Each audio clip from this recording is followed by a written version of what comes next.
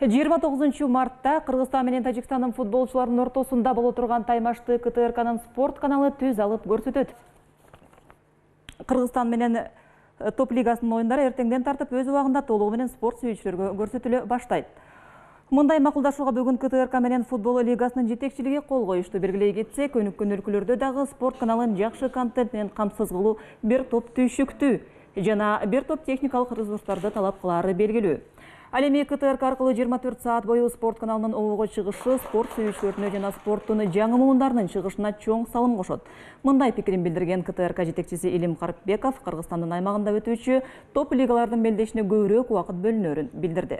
Буга өлкөдөгү спорт сүйүүчүлөр менен телекөрүүчүлөрдөн түшкөн суранычтар негиз болгон. Анткени буга чейин спорт каналы берүүнүн 30% ички спорттук иш-чаралар, ал эми калган 70% дүйнөлүк спорт берүүлөр менен жаап келген.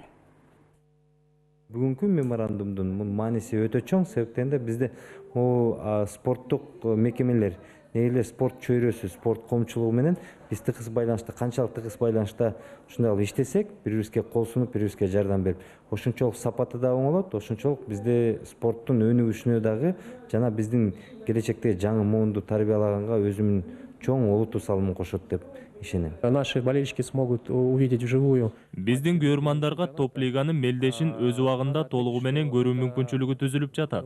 Буга колдоо көрсөткөн КТРК жетекчилигине рахмат.